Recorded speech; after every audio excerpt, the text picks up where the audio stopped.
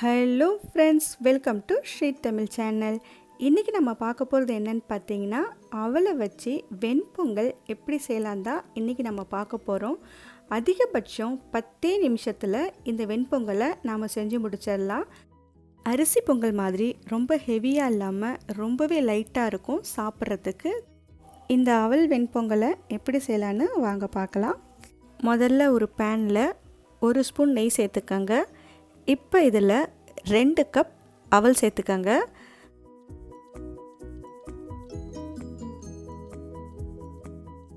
அடுப்பை medium low ஃப்ளேமில் வச்சு ஒரு 2லேருந்து 3 நிமிஷத்துக்கு இந்த அவலை நெய்யில் எல்லா பக்கமும் படுற மாதிரி லேசாக வறுத்து எடுத்துக்கங்க.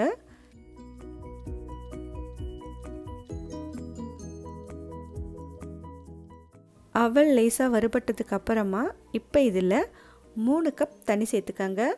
2 கப் அவலுக்கு 3 கப் தண்ணி சரியாக இருக்கும். இந்த அவல் கொஞ்சம் மெல்லிசான அவல். இதுவே நல்ல திக்கான அவல் எடுத்திங்கன்னா இன்னும் கூட 1 கப் தண்ணி சேர்த்துக்கலாம்.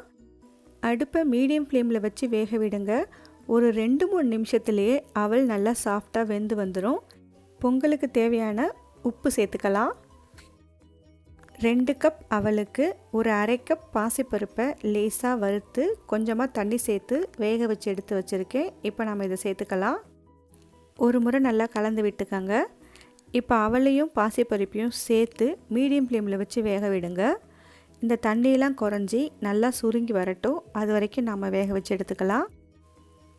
இப்போ பார்த்திங்கன்னா தண்ணியெல்லாம் குறைஞ்சி பொங்கல் கன்சிஸ்டன்சிக்கு வர ஆரம்பிச்சிடுச்சு. இப்போ நம்ம இதை தாளிச்சிக்கலாம். அடுத்து இன்னொரு பேனில் 1 டேபிள் ஸ்பூன் நெய், 1 டேபிள் ஸ்பூன் எண்ணெய் ரெண்டையும் சேர்த்து எடுத்துக்கங்க. இப்போ இதில் 1 ஸ்பூன் மிளகு போட்டு தாளிச்சிக்கங்க. மிளகு லேசாக பொரிஞ்சதும் 1 ஸ்பூன் சீரகம் சேர்த்துக்கங்க. அடுத்து இது கூட கொஞ்சமாக முந்திரி பருப்பு. இந்த முந்திரி பருப்பு லேசாக வறுபட்டதும் பொடியாக நறுக்கிய இஞ்சி ஒரு 1/2 டேபிள் ஸ்பூன் சேர்த்துக்கங்க.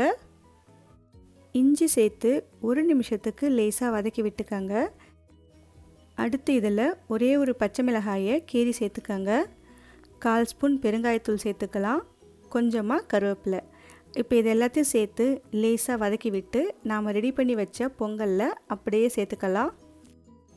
தாளித்ததை பொங்கலில் சேர்த்து ஒரு முறை நல்லா கலந்து விட்டுக்கங்க.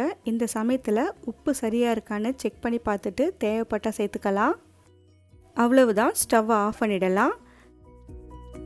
கடைசியாக ஒரே ஒரு ஸ்பூன் நெய் சேர்த்து மேலே லேசாக பரவன மாதிரி தடவி விட்டுக்கங்க. அவ்வளவுதான். இப்போ இதை மூடி போட்டு வச்சிடலாம். ஒரு 5 நிமிஷம் இது அப்படியே இருக்கட்டும். 5 நிமிஷத்துக்கு அப்புறம் சுட சுட அவல் வெண்பொங்கல் சூப்பராக ரெடியாக இருக்கும். இந்த பொங்கலை கொஞ்சம் சூடாக இருக்கும் போதே சாப்பிட்டா ரொம்பவே சூப்பராக இருக்கும். ஓகே ஃப்ரெண்ட்ஸ், இந்த ரெசிபி நீங்கள் உங்கள் வீட்டில் ட்ரை பண்ணி பார்த்துட்டு எப்படி இருக்குன்னு சொல்லுங்கள். இந்த ரெசிபி உங்களுக்கு பிடிச்சிருந்தா லைக் பண்ணுங்கள், ஷேர் பண்ணுங்கள். ஸ்ரீ தமிழ் சேனலுக்கு சப்ஸ்கிரைப் பண்ணுங்கள். தேங்க்ஸ் ஃபார் வாட்சிங்.